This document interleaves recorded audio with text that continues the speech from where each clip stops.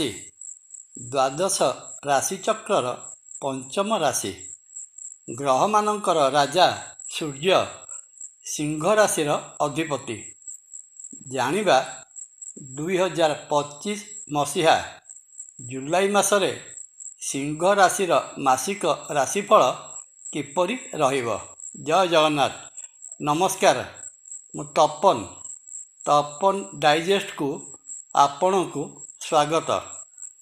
ପ୍ରତ୍ୟେକ ମାସରେ ଗ୍ରହ ନକ୍ଷତ୍ରମାନଙ୍କର ସ୍ଥିତିରେ ପରିବର୍ତ୍ତନ ଘଟୁଥିବାରୁ ରାଶିଚକ୍ରର 12ଗୋଟି ରାଶିର ଫଳାଫଳ ଭିନ୍ନ ଭିନ୍ନ ହୋଇଥାଏ।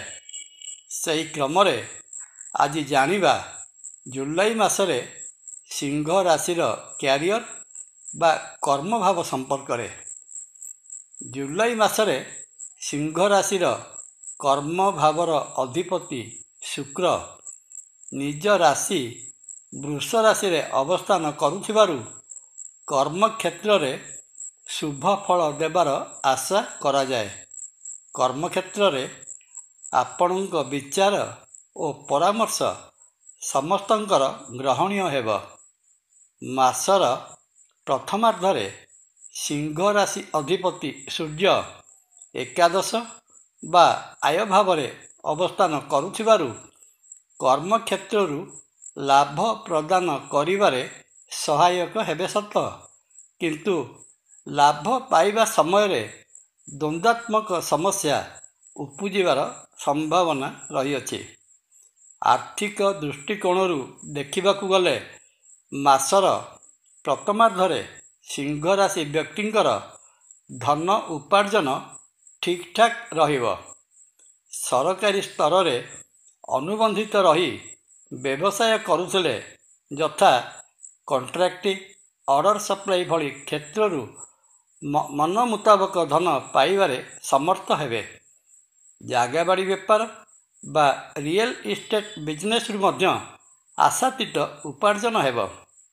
ଇଲେକ୍ଟ୍ରିକାଲ, ଇଲେକ୍ଟ୍ରୋନିକ୍ସ, କମ୍ପ୍ୟୁଟର, ଯାନବାହନ ପ୍ରଭୃତି ବ୍ୟବସାୟରେ ଲିପ୍ତ ସିଂହ ରାଶି ବ୍ୟକ୍ତି ବିଶେଷ ଏ ମାସରେ ବିଶେଷ ଭାବେ ଲାଭାନ୍ୱିତ ହେବେ।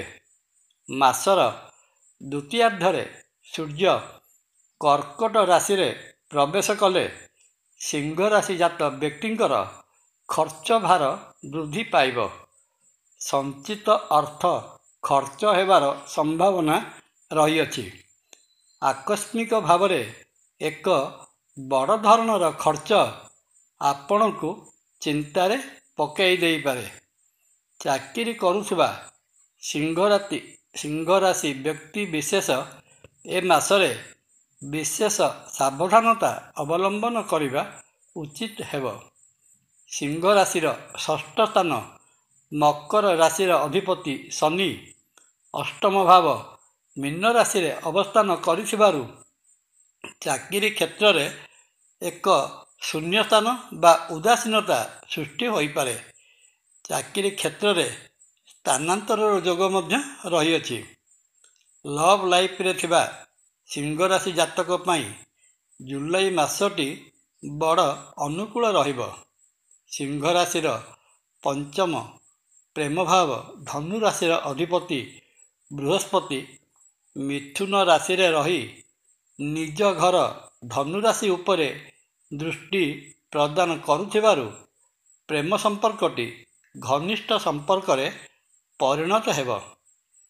ପ୍ରେମ ଭାବର କାରକ ଗ୍ରହ ଶୁକ୍ର ନିଜ ଘର ବୃଷ ରାଶିରେ ଶୁଭ ଭାବରେ ଅବସ୍ଥାନ କରିଥିବାରୁ ରୋମାଣ୍ଟିଜିମ୍ ଭିତରେ ପ୍ରେମୀ ଯୁଗଳ ସମୟ ଅତିବାହିତ କରିବେ। ବୃହସ୍ପତିଙ୍କର ନବମ ଦୃଷ୍ଟି ସିଂହ ରାଶିର ସପ୍ତମ ଭାବ ଉପରେ ରହିଥିବାରୁ ପ୍ରେମୀ ଯୁଗଳ ପରସ୍ପର ବିବାହ ବନ୍ଧନରେ ବାନ୍ଧି ହେବା ପାଇଁ ଯୋଜନା ପ୍ରସ୍ତୁତ କରିପାରନ୍ତି। ଅବିବାହିତ ଥିବା ପୁଅ ଓ ଝିଅମାନଙ୍କ ପାଇଁ ବିବାହ ପ୍ରସ୍ତାବ ଆସିଲେ ମଧ୍ୟ ସିଂହ ରାଶିର ଅଷ୍ଟମ ଭାବରେ ଅବସ୍ଥିତ ଥିବା ଶନି ଏଥିରେ ବାଧା ସୃଷ୍ଟି କରିବାର ସମ୍ଭାବନା ରହିଅଛି।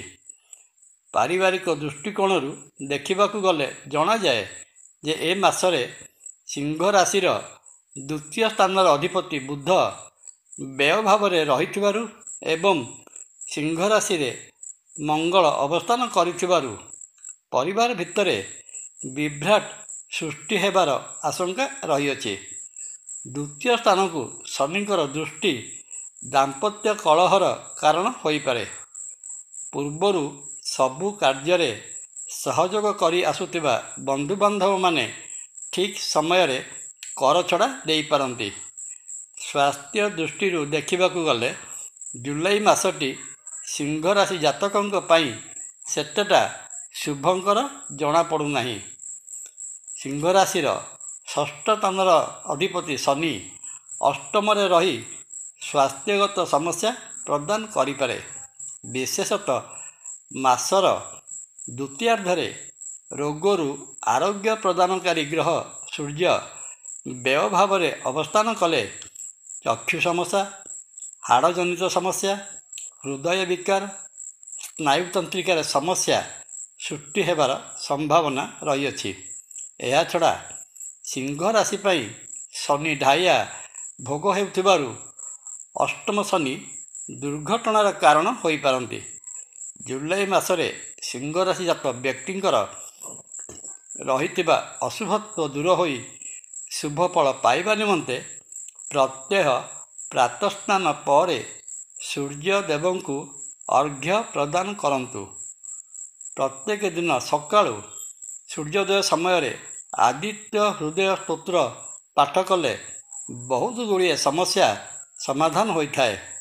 ପରିଶେଷରେ ଶ୍ରୀକ୍ଷେତ୍ର ପୁରୀରେ ବିରାଜିତ ମହାବିଷ୍ଣୁ ରଥାରୂଢ଼ ଶ୍ରୀ ଜଗନ୍ନାଥ ମହାପ୍ରଭୁଙ୍କୁ ଦର୍ଶନ କଲେ ରହିଥିବା ଦୋଷ ଦୂର ହୋଇ ସମସ୍ତ ମନସ୍କାମନା ପୂର୍ଣ୍ଣ ହୋଇଥାଏ। ଜୟ ଜଗନ୍ନାଥ। ଭିଡ଼ିଓ ଭଲ ଲାଗିଲେ ଲାଇକ୍, କମେଣ୍ଟ, ସବସ୍କ୍ରାଇବ୍ ଓ ସେୟାର କରିବା ପାଇଁ ଅନୁରୋଧ। ନମସ୍କାର। ତପନ।